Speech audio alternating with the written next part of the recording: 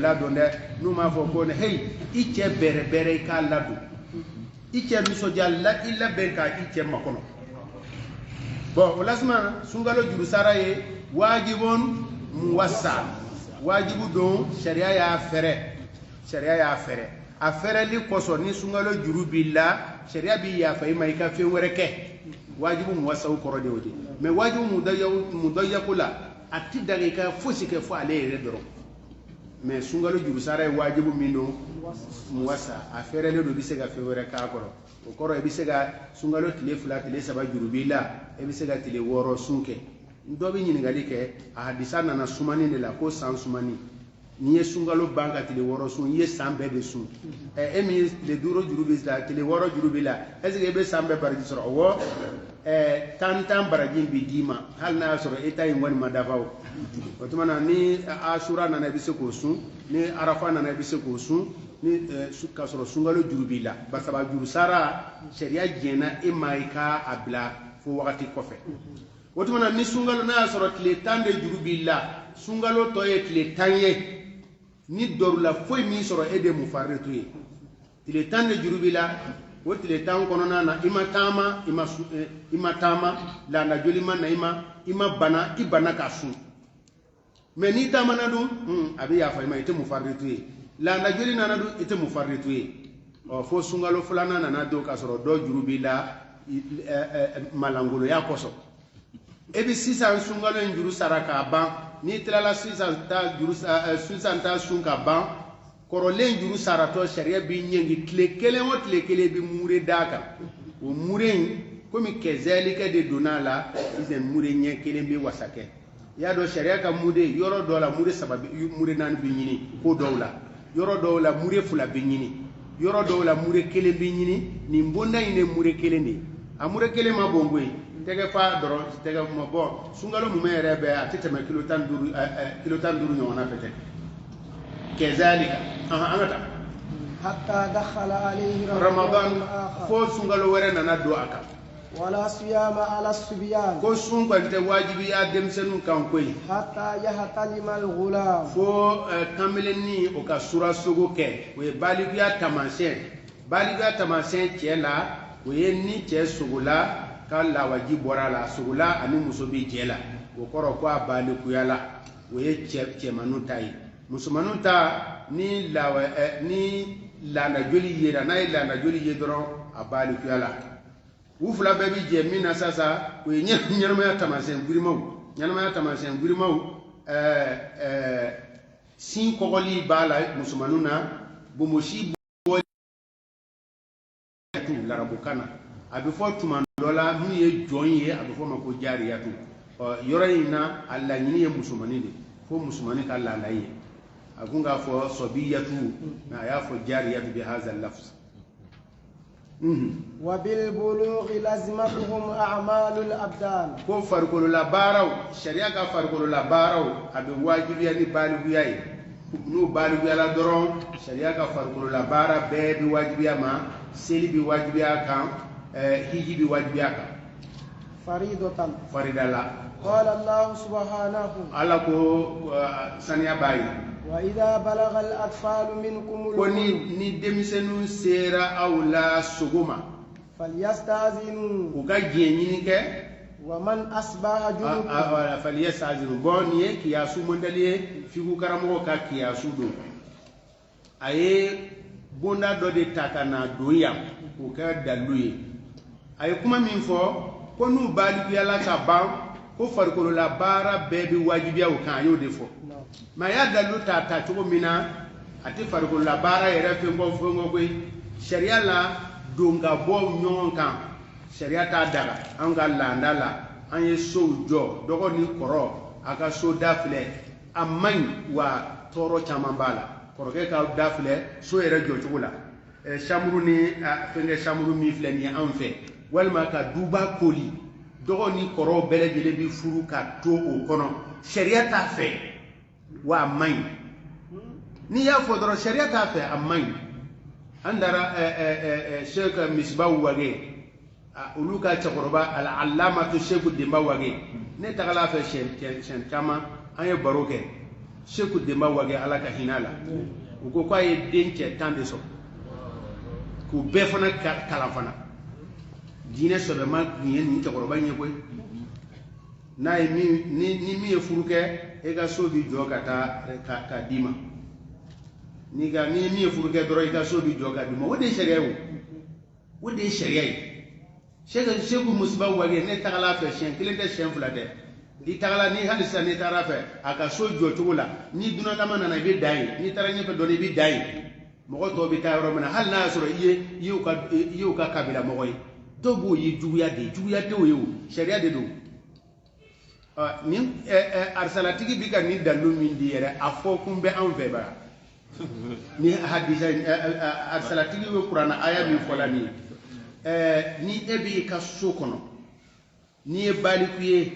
wakati 3 bɛ mɔgɔ ma kan ka na don i kan yɛrɛ lafiya tilesenɲɛ kunjɛ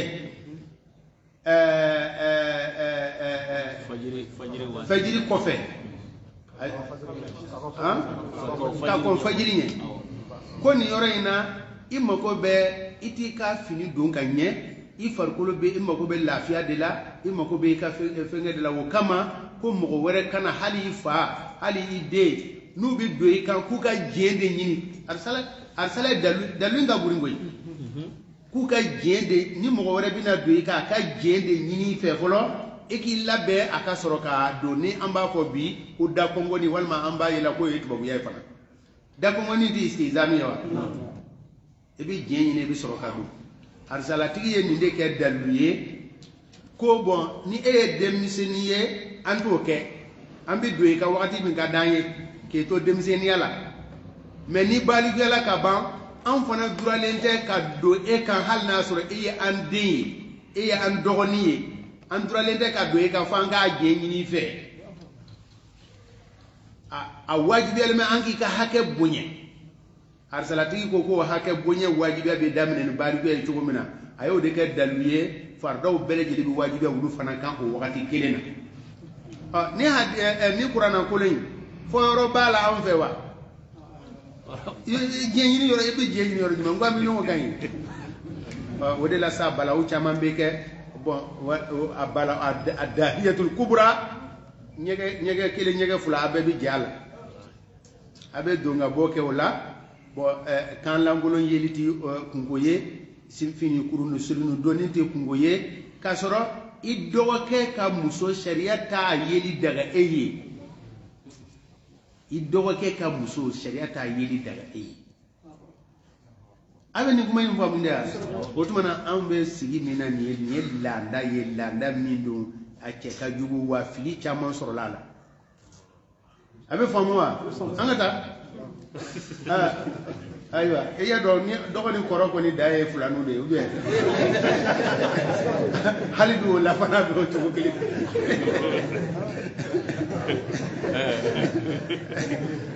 a bɛ na ومن أصبح جنبا ni maa min ye dugusɔjɛ janabaatɔ ye ولم يتطهر k'a sɔrɔ a ma janabakoli kɛ أو امرأة walima muso a laana joli tigɛ la طهرت قبل a الفجر saniyala ka kɔn fajiri ɲɛ ma a ma sɔrɔ ka janabakoli kɛ فلم يغتسلا u fila ma ko إلا بعد الفجر fo fajiri kɔfɛ أجزأهما صوم ذلك اليوم ko o don sun a b'u wasa ni na Abu Hurairata ni Aishatu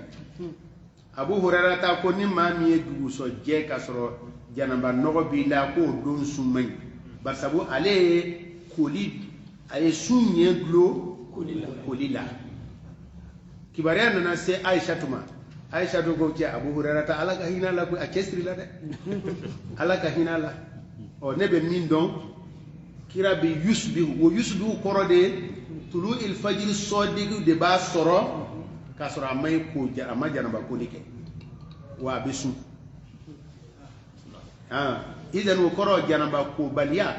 n'i sera ka ŋaniya siri kabila tulu ilfajiri janaba nɔgɔ bɛ cɛ ni muso la sufɛ dilan na u ye ŋaniya siri ka suguri dun a ɲɛna o kɔfɛ salatu khairu mina nawmi kɔfɛ o b'u ko sun ka ɲi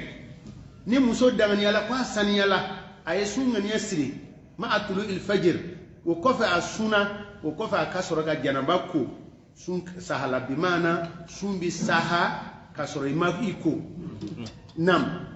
ولا يجوز صيام يوم الفطر ko daboli don sun o te daga no ye selni jini e anga kana anga karamogo ko anga na fode mais andilala fo jogo tala ambula la selni jini ni ala batula jini ni talaw sheikh al-allamatu sheikh usman kalafo ko ni lafzu fodi tibia yo seba ka buya ko anga jogorba no ko medine tanga ko an yere ba fo anga kana ko sulaytun u yidun wa ko selini jinini anga kana ko ni makanga fo mais anga fenge no am tisega bo afo dabo seli tumandola an usmana an mu kitabu kala na an sembi teli an ba fe mo ko am fam ya jone o da an fana ba fo selini jinini no te selini jinini tewu o tumana dabo seli no e sungalo ban seli e wo don su ni suna jinimu bika wala yawmin nahar kantigeli seli no e seli baye o ko ne ko foli kanza seli ba ko ne foli kanza seli ba don o sunti daga nga sungalo tala sungalo o banto ala kra ko ni mami sungalo sun fa atba ay tugulike atba yin kamade wala ni seli don bora la aduzo je sumbi daga sungalo bani seli la nga yali seli bala seli ba don bi bani hiji barawi ayamu tashrik ayamu aklin wa shurubin shetanan bonti le sabani ale bi bari ala wede kwaso ale ka sun dabla liki dan seli don damama nga sun seli sungalo ban seli kwani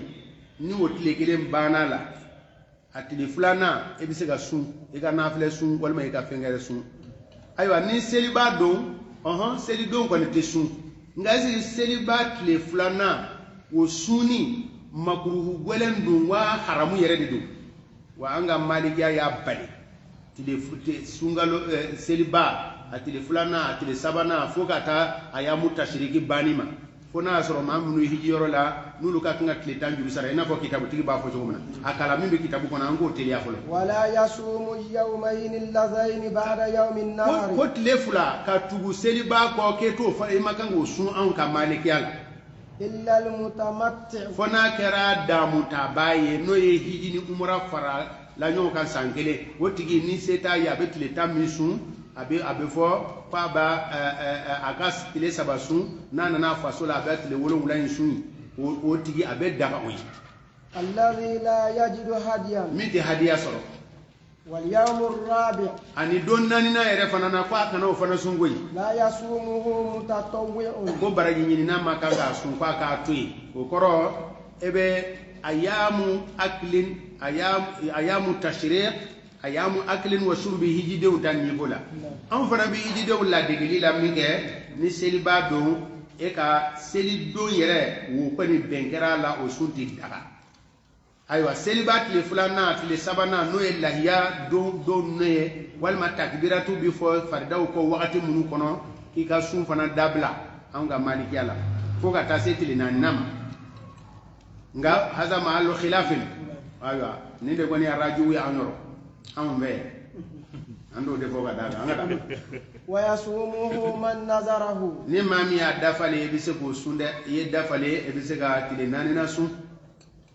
aw man kana fi siyamin mutatabi'in walma be sun munu mi dada nyongo ka kefara sun abi fo ma ko mutatabi kefara sun aye amuso furusa aya sumani aya nyembaka tafe siri musola woti la mogo na be nyege kwa be kalo fula sunga tu nyona walma mami tu ka sungalo tien abe kalo fula su bo woti la mogo ni seli do borala mimbi tugola abi temena note ale fana ka takabu tiena ange ale be kalo fula suna o kalo fula sun aye shabana sun sungalo nana do fi ila na bina sungalo de sun ni sungalo bana doro tile kelen doro ne bayi abe tile kelen sun doro tile fulana abe temeni aka sharu tat note tatabu tal wa hakaza fi eid al adha نعم قبل ذلك ومن أفطر في نهار رمضان نما مي سنتيغا سونغالو تليفه ناسيا نينم باي فعليه القضاء فقط juru sara doroni baka anyi masalen fo shen chama ala nyine ay nongon keni minke won nongon koso anga mogo ko awo kebe a juru sara et puis fana fi ziyada doy min ko juru sara tima we nafsuyi ni juru sara do farala ka bato kan dantemete mina wala ni nyinena ke ya nongon ke e ba tle kelen juru sara filan am ya maliki mais abise ga fasari doningala to fana ka hegilla ka bunye wo mi anya fo ko hadith ahadu gharib hadisa mina ba kuma ahadu gharib shaukani nailul autar aleke to ka ba fenge ko la qada wala kafarata mi ko ahadu gharibu kadalu jonaye amaguri ahadu do gharibu do bon aleko ko la kafarata wala qada ni doningala jama ya fo walma bukhari ni muslimu ka hadisa afamia basaba ko de ko ni mamia akadu ala de ala dumina ala de ala mi ni e ya ta doni kala fana ka hekila bonyenina mami ne nyongona ka cha mo ko chala de min ti sun fi ni sungalo bana dora bana ni ti tabulu nyumay de sun ye ni labon ni lamoni mine bilibili bado anyo fo adaminena ka ke sungalo bana ete sumbile ndenente ala musate ka proto kalot le sabat le tan sabat le fenge ete sumfiew e be farati la koy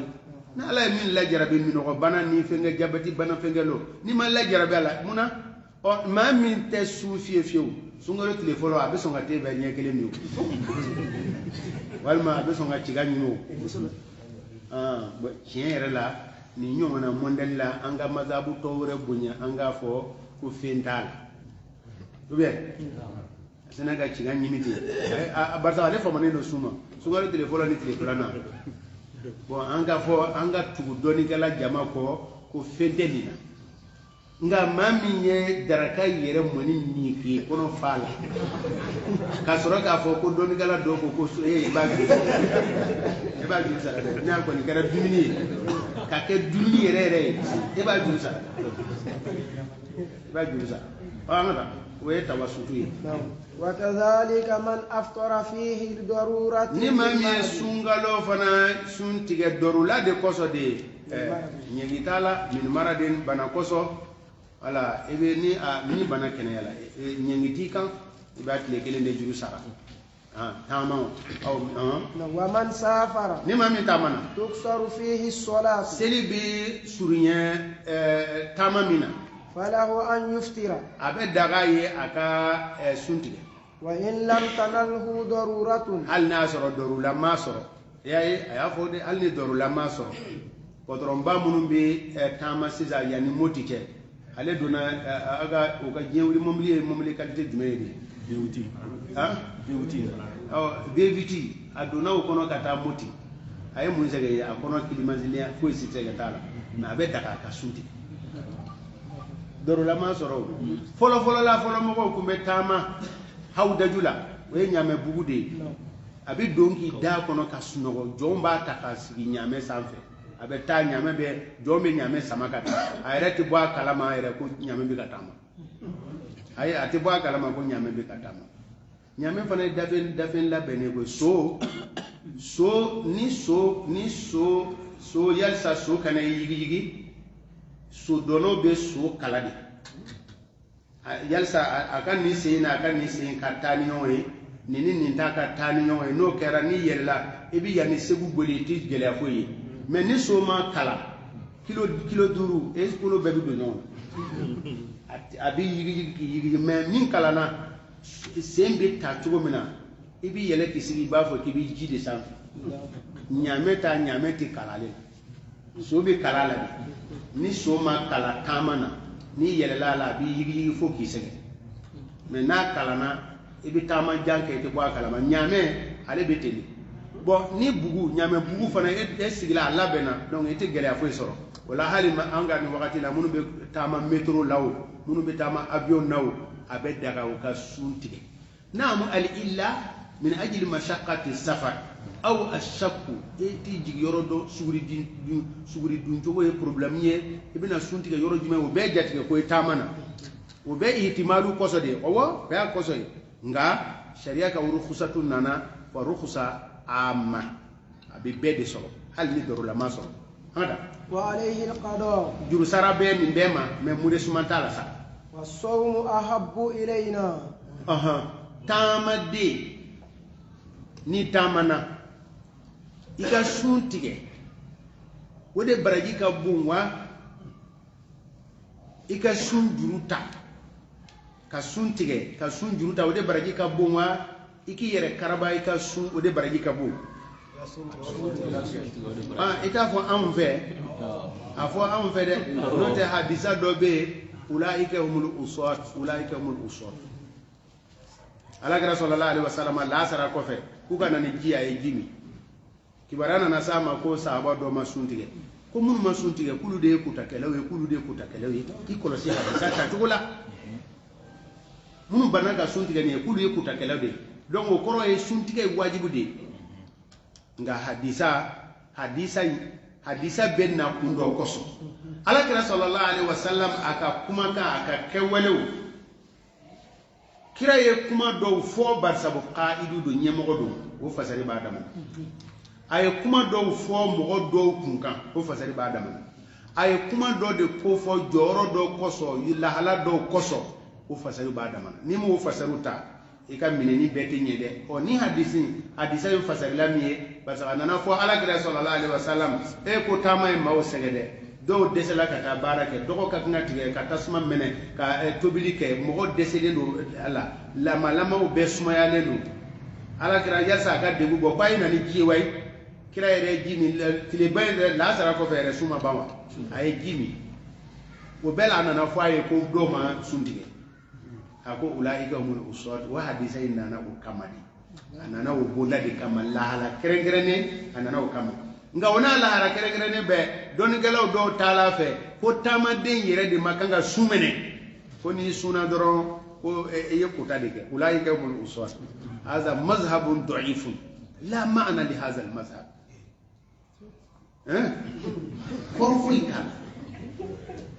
korfuita la da'if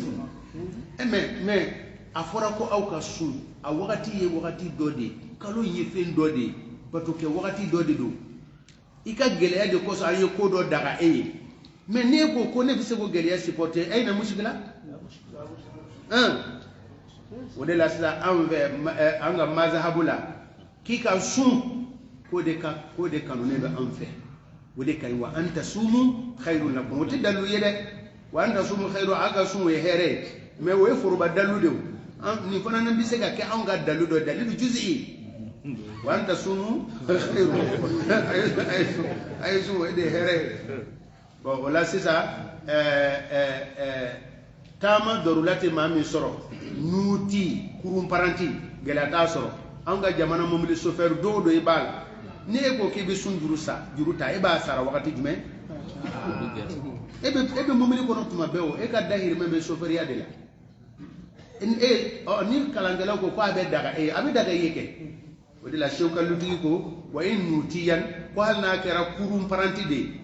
sun juruta de be dagay abe dagay nga aka sun de kafsa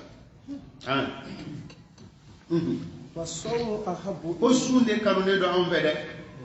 faman safara aqalla min 4 burud ni mamin tamana ate burdun nani bo anyin temana wolu bonala mila binani ani shegi bo ni mila ke kilo kele ni tlanyo na ya ko mi kilo bi wolu ngani fula nyona ne ka tama franje de anko wakati kilo bi wolu ngani fula bo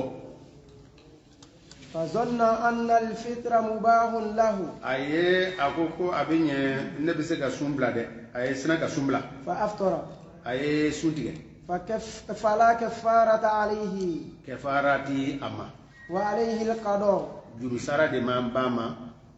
وكل من أفطر مغو يسونتي متأولا تاويل كباي فسري كباي فلا كفارة عليه كفارتك كما دو دي بيفو يانو ولا ني ابنا فيغو كالان متأول we mami e korodi aka suntige ma ne be suntige tugu do me dalu do de koso dalu de koso de ne suntige o de to bu wele e bon ni ka dalu na ka gurin koso be mo bi e bi sega mo convaincre ni dalu nye o bo to wele an ga lafzu la ko ta'wilu qarib adalu ka guri min dalu ka guri mo be son aye we to be wele ko ta'wilu qarib aywa e suntige ki ko den dalu mina tiere la ma ko ngulo mini tiere la dalu fangatala wode to be wele ko ta'wilu qarib yeni mbla famu ni ngoni famu yala ta'wilu qarib بمعنى عندك حجة قوية الحجة ظاهرة يقدر بكنك مغبي صحيح سبب قوي ويتعويل قريب وتيلا مغو كفارا بوتاما ngani mami ekadalu baitul ankabut ndale ni so igoni ya fo aman kumulo mine fiew wode to ko ta'wilu baidu tigi bi kafara bo ta'wilu qaribu ale abe kadaw kafara tam sisa sa nyongo tunyoro kungulo segen yoro figu karamo ni nyongo che wode misaliya nui arsalatigi tabre samarudani ale misaliya mi fo aga kitabu in kono ko ta'wilu qaribu ye he so maga be ma de nga basital nga misaliya yoro de wode figu karamo ka nyon soso yoro yi no te ta'wilu qaribu ko ni e ka hujjatuka min ka guri wa ta'wilu ba'id hujjam ba'id mami nyine naka suntige anyina naka suntige una na fo aye anyina naka suntige mi ga minal mafrudi bebe na la bike mani sunyewu ko mi ko dogo ko ale ka sunchen go do e jo ngata mani dumini nin dalu ka gura maguri ni e go maguri arsala tin ko ka guri ay samaru dani tigi ko ni e dalu guri mai Atumana fueta ka nyengi taka ke faratama mogami ay suntige ay kele la ko sugiri duma segoi ay sugiri duma sugiri dum temana koy ni sundige ay ne sugiri duma soro tile bora koy no do abe soro abe daga nyenga ni emuye baid samaru dani tigi ko ni fana ya karibu jode sharahay ni de ay sharahay ni amri ni jambe ay mago be minna nyo di makaba wa figu ye wo doroni yitawilu qaribu korofamu hujjatun qawiyatun wa tawilun qaribun la kafarata ali hujjatun da'ifatun kafarata aywa eka asharaha la jaba nta do abe ayoro do de la de abe duguma la nka me misaliya de ma taarifu te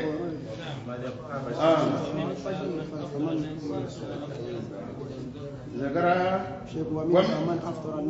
nasiyan suma aftara mutaammidan zonan aw anyo misaliya de ale ko ni taawilo qaibu ko fenta la kafara ta ali basabu ko ambe son ta dalu ni mo min dugu jara ni janaba no ya de ko ni dugu jara ka janaba no ko tilay ka sunti nyede 10 heures wakati la le dominique tugula ko halibe ko niye tawilu qarib musomi alla asaniala ka soro tilema je asaniala ka so salatu khairu min an-nawmi mafo mais amasoro ka janaba ko 10 heures wakati ako ni ma janaba ko ka ba ka sun c'est pas la peine aller dominique arsa tamarudani Abdul Sami Abiko wa hadha ta'wilun qarib koni mo mi suguri dun ka bani ay fil fajr ko ta'wilun qaribun ni mo ko min bora tamana atama bana min ke wodu so je akunga kunga sun me wodu so je ale hakilla la tama banti le fulana hali bi sun tama kiti bi bolala e dumini ke hali bi arsalatiki ko ay arsalatiki tada ne bi ga fili abu samir abi ko ta'wilun ay misaliya didi misaliya di ngani so ngende ni misaliya lumbe ma de so ngende ni misaliya be ma o ale be ta'wilu baidi e muye samaru dani sharatigi muso mi akalla ndala yado groupe la ka fo tile mu kanu wolo ngula ngala na bina tile mu kanu wolo ngula na bi be sinima ale ko madama ale ka landa bina sini tile mu kanu wolo ngula mo ko be subri duna ale ma subri dumbile ta'wilu kalite jumeni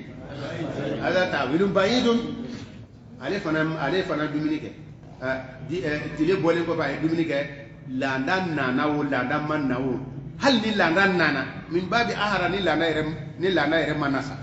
ni laada ma na kungo kɔni ye kungo kelen ye ko hali ni laada nana ma ta'wilu ba'id wa bitali alayha alqada walima farwan bɛ na ma deli la tile dama dama bon sini a bɛ sɔn ka bana ale sen ka sun dabila nin ye fasari ye بعيد الدليل غير قوي ايوه انا وانما الكفاره كفاره بوبه مودي كام افطر ني مامي سونديغي متعمدا تو يرلا باكل ني دوميني او شرب والممني او جماع والما كفونيا مع القضاء والكفاره كفاره ادون دوت لي سارال جرو سارالي كفاره اي دومي اي سونكي دومينا اوت لي كلم بي سارا avec kefara fana be nam لذلك إطعام 60 مسكينا مسكينا بي ورا دومني ويا دوي لكل مسكين مسكينا كيلو كيلو مودي كيلو بمد النبي صلى الله عليه وسلم على كراك مودي نو يتكفلا فاحكي فذلك أحب إلينا وكوني بونا هنا بني أمبي ندفع لأنها عبادة متعدية العبادة في عبادة قاصرة وعبادة متعدية بين ما أيهما أفضل العبادات المتعدية والعبادات القاصرة أيها أفضل متعدية كرو على باتو دو أتونو بسيما ورما أني على باتو دو أبدا إما نينا نزيل سيسا كما قرانا كلا نكلي ويرولا بكمية خاسرة sisan ne ba aw kala ni mi kene ne ka sigi ka qur'ana kala ani ne ka aw kala jume ne baraki ka bon barsa ni muta adiya ala bato mi abe da ema ani ala bato mi abe se ma wore ma bo ni mbona na ke fara bona be ta ide barsa qur'ana e fe do tartibu qur'ana e min tartiba amba to aro ni qur'ana ma min tartiba amba laje nuqaddimu al mutaaddiya sisa jonkan horoya nimbonda la annafa bise ma werema misikina bi woro dumini annafa bise ma werema me tile bi wor tile kalo fula sun ekelempe de ma o la anka ni ambi bonda mina de ni bonda ina ni kefara bo bonda la ke ega itiamu ke li annaha li anna al itiama ibadatun وبالتالي هي أفضل من الصيام لأنها قاصرة الصوم قاصرة ولئيتك متعدية أيضا أو هذا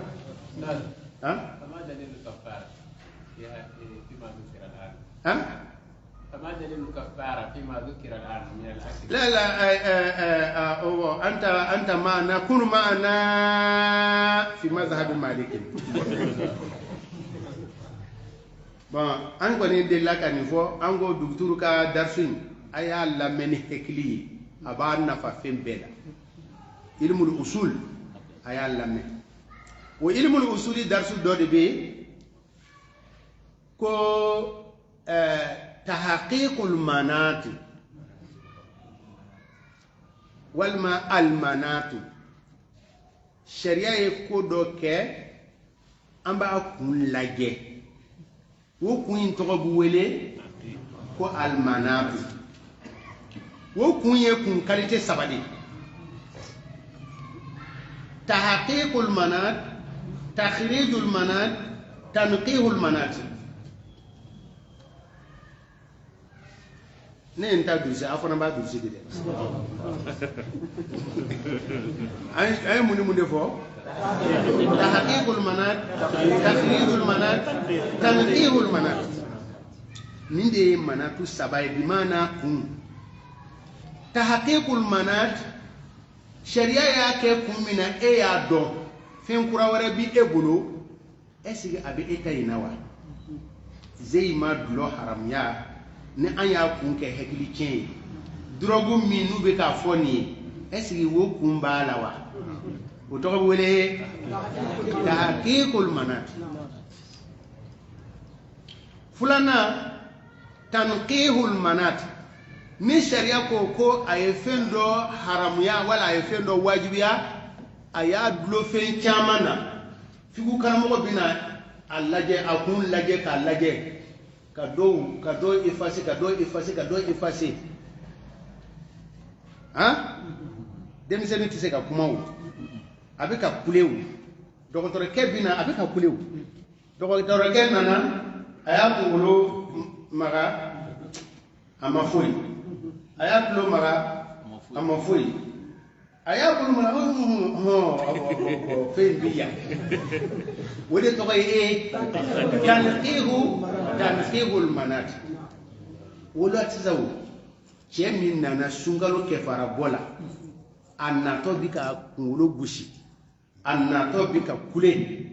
bursi kono mogodo abika kwadisi bushi akon halakila insera muso masungalo tilefe o jumende do ni bela sira idan ay arab bursi kono arabuye abika kungolo fura ka kwadisi bugo ka kule ni halaki nya mawara halaki insera muso masungalo tilefe وتغب ولي تنقيه المنات سبنا تخريج المنات شريعة كون فوق بام نربينسي كون ورن لاجي وبلا شريعة كون غرف كشريعة كون يده مبي كون ورن بو مفه وبلا شريعة كون غرف وتغب ولي تخريج المنات تخرج إلة أخرى من نفسك وتلصق ما إلة الشرع أنغا مالكيا أي تخريج المنات بك سنكالو نيجي أبي كفاربو أكوية ميلي doni kala chama tala fa kuye kusijala labato yi ulu ya dai we tan ki hui mais anga maliki ko ni jenye sungalo horoma de ki sungalo horoma ta ko de anya famia de anya sungalo horoma bo anya de tay takhrij wotuma anga maliki ala mo sungalo horoma chien ibinya ena fo kusijala tigi binya ntuko ko halla gara ni ngani kongo yi ngani ko amadu milika wa ata singa fo sukale be nyote suna bila ayi sega godi nay ninge ay sungalo horoma ke abimine abinya o duminikela tuga duminikela jimina sunken fe beni tuga ke i sungalo horoma ke تخريج المنات wala wala ko e go go daga daluji ma daluji ku ya wani ma fiya na ko ni ma go daluji kama ambe ni fo kata de تخريج المنات ودلا العلماء مجمعون كفوكو سungalo nyegi kursi jala labato sungalo tlefe cheni muso che doni kala jumhurul ulama ko doron de be kefara de wajibi ya no yengi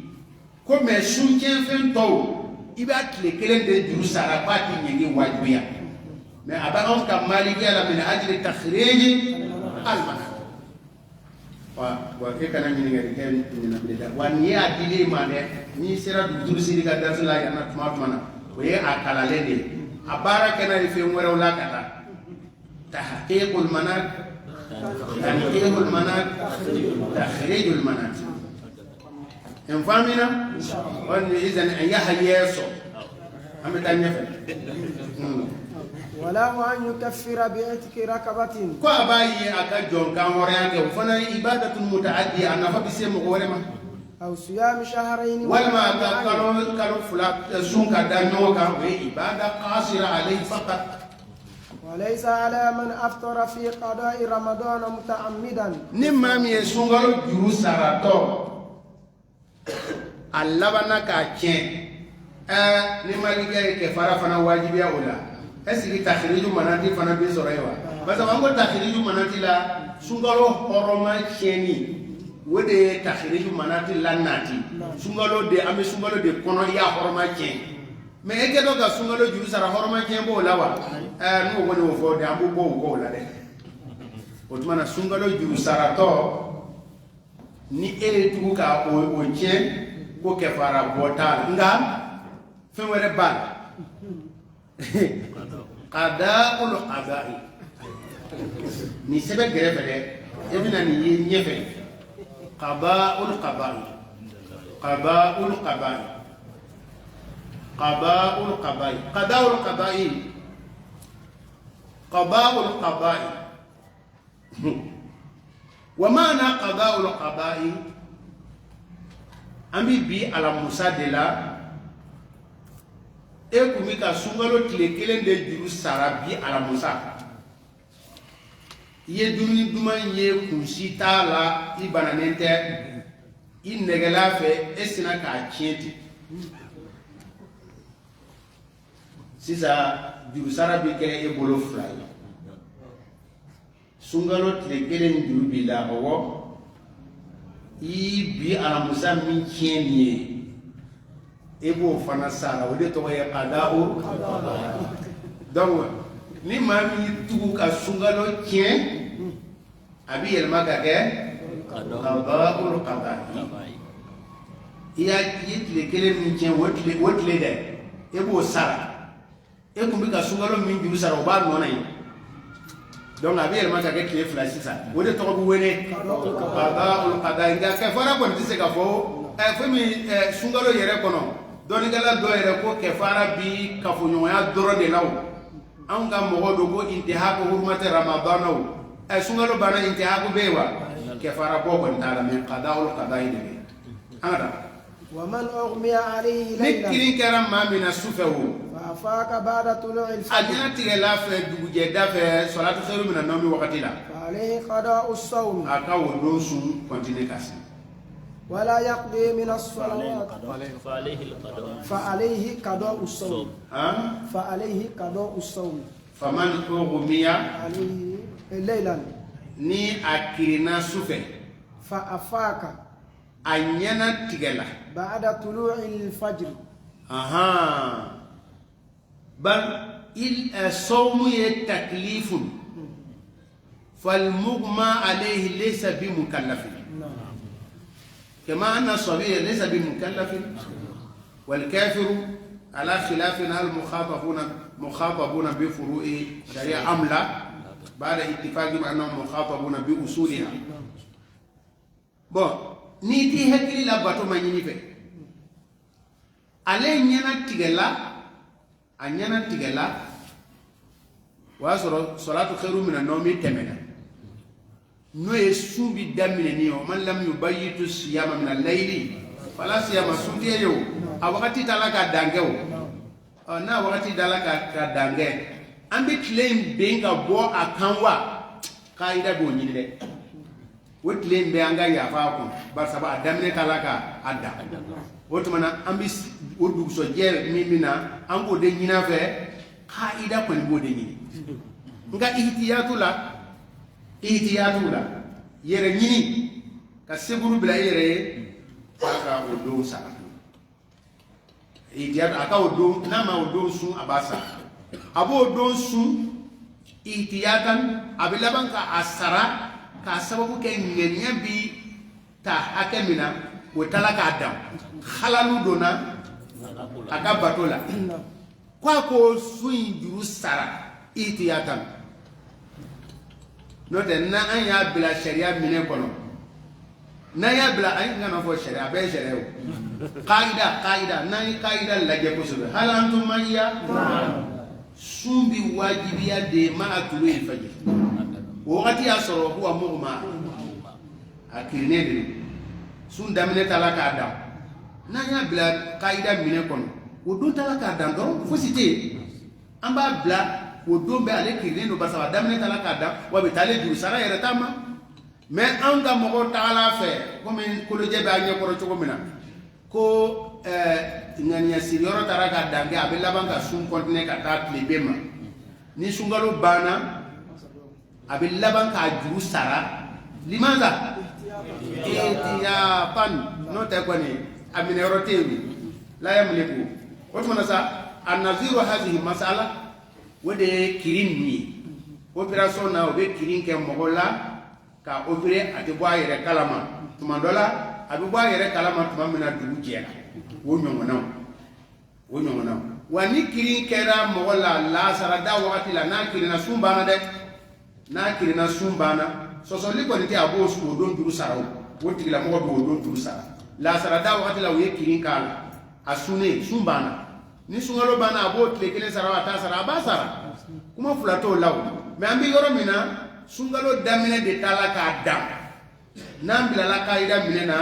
ya faka ke odon be ko basa damine talaka dam me anga mogo ko abesu wa be labanka wotile kele dulu sara itiyata ayo anga itiyata no nide way sabu ni aw ka fe nunu beta yoro belo ani ulu kele yoro eni ulu ba fode ko anka ambe kalambulo ni la ulu todo Jamil tebe suna ulu ta dona ko ambe kalambulo na barta wa abi vela mamunu ye abu ulu nyana ko fe no ambe kitabu kala ni la ko nambe kitabu kala na andi sega larabu kambe fo sisa ay tahqiqul manati ni ko ko mi manati nyefo ne bitila wala ambe mo garanti taw ihtiyata miye sharia malla ka boda nyine na fo seguru kwa ebe mobilila ebe seguru blay bu ko so na chena kwa ne ka sora la wala ti reserve ya ihtiyati wo nyona ni nam yal ego ango ego ye ka tlekele iga se ga tlekele ndu sara hal shariati mine ika tono bola wode ihtiyatu yi ayo angata kabini sungalo damerna sungalo kalo beti se ka nganyata kabini kalo dora awo am fa ko nganya kelenye nga nganya bita wakati jime sungalo nganya bita wakati jime sungalo bise ne nganya ta wote na fanye de kalo yera eye kalo ye duwa ke yoro mina ya nganya sirimba besu anga mogo fe ko bi wasake wali ma suburi dum wakati sisa ani sungalo to ye kalo saba kalo nani bo e ka nganya se wote wasake o wote we la yujadu de ma'a wujubi as-sabab ala ni afon mana e ka nganya ti na fanyawo ambe la sara dale la ka fo kibi fitiri nganya se ko te nyawo bala anga mo yere fe ko hali i tara misiri la ko te na fanyi i nyesi ko fe ko te na fanyi kibi na Allah akbar wala wakati de la fitiri yere ko bi soroy sungalo be soro de duru yati al-hilal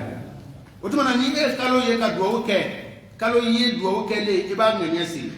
walma abna sugri dun damine iba nganya se nam ولا يقضي من الصلوات كسلو تجر سرلا إلا ما أفاق في وقته فو أيرين أنينا تغلا كمين توتوي أو نابو تقولا سنتا يفنك كتي سيسا لا سرا تلي بنتو لا سرا حركة كلي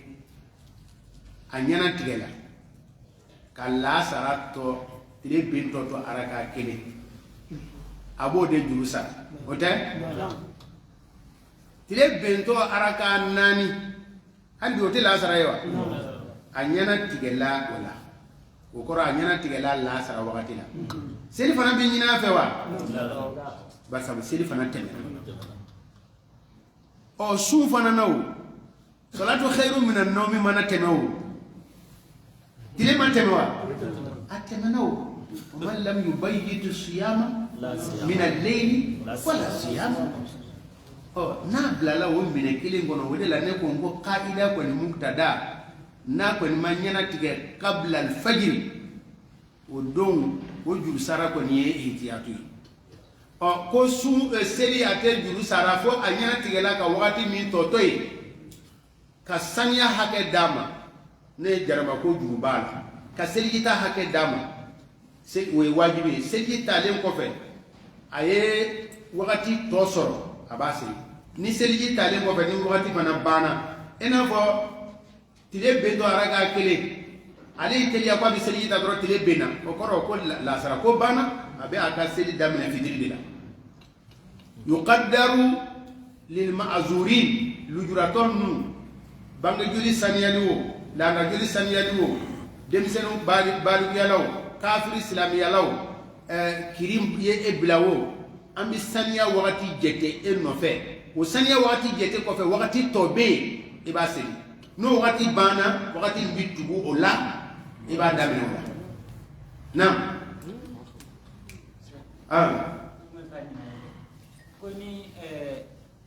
koni lanzara to raka kile misala na awilla wala lanzara de wajibi aka amma me karamo do ba ko selfanan lanzara be wajibi ba ni kile ay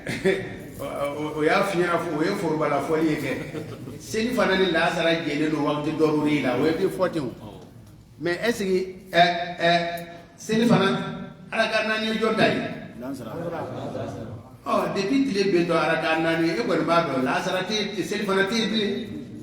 ala wu ko ne abe fode ko seli fana ni la sara bi je wakati dorori la kata klebema we furu bakay fitiri ni safo bi je wakati la kata se tuwe fa salatu khairu min an-nawmima we furu bakande no te tulul fajiri to araka nani ko fitiri ko ni tibli nam wa yanbaghi lis-sa'im aka kan sun kalai an yahfaza lisanahu akan ne tanga وجوارحه anaka semfo tanga ويعزم من شهر رمضان akabunye ni ka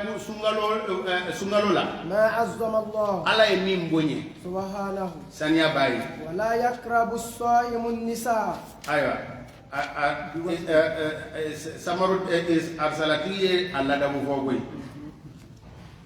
owo ay alla dabu fo no de na ayo ni kidindi daudu zahirima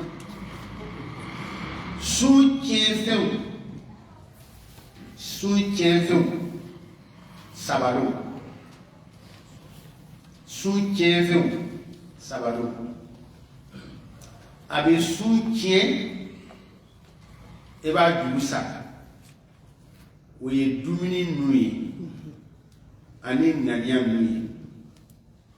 kele fulana soutien feu ndo asorola filisira fe o be tla sabana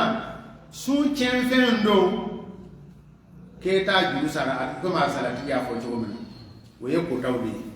dawdu zohibu ko ko ay man lam yada qawla zuri wal amala bihi falaysa lillahi hajatun fi an yada'a ta'amahu na ni ba hadizai ba sai ko alamma ko ni ko imam ngalon barani ko tawba ne ma ko tawto yi ko alamma ko te ka suna sun cembe de nga doni kala jama fe ate juru sara wajibiya ye ma korofo ato don juru sara wajibiya ye namara fere ke ato don juru sara wajibiya onge mais ni am ya bla sumbe mi aywa سنجنا أيوة مذهب الجمهور في معنى الفساد وليس عليك أن تقضيه إن الله غفور رحيم ولا يقرب الصائم النساء بوتين كو سumba makanga gwere musola ni damu taye no edlai ولا مباشرة wali farikolo joosi ولا قبلة wali sumusumuni للذة damu kama foli tɛ bɔra yɔrɔ jan tɛ bɛna taa yɔrɔ la o tɛ kubula ni lazati de don kubula ni lazati o de an ɲɛ bɔra ɲɔgɔn fɛ an bɛna an ka kanu jira ɲɔgɔn ye ne y'a fɔ a ɲɛna ko an bɛ nin sunna in na an bɛ zero la sunna de don sunna de don misiri ni so cɛ Aisha ka so ni misiri caman jan alakira bɔtɔ Aisha ko k'a y'a muso dɔ sumu a bɛna don misiri la o tɛ daga ye dɛ nka n b'a fɛ ka min fɔ nin ye sa mais sisan e bɛ taa dugu la e bɛ taa fɔ suguba la i m'i muso fo nin ye lamɛn cɛ dugu ye sa dɛ an kɛra zero ye nin sunna in ɲɔgɔn bɛrɛ bɛrɛ de don bon tumana kubula le laza fosi tɛ a ka ɲɔgɔn daamu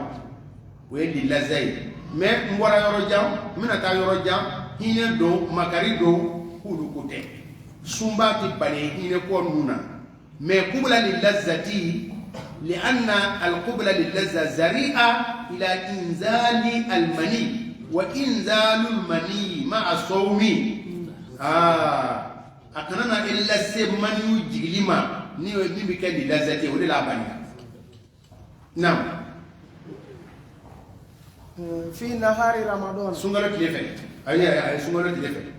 لا يحرم ذلك عليه في ليله أسولا sumusumuni fargolo josidi la yere de balisa akum balila me adagala ko fe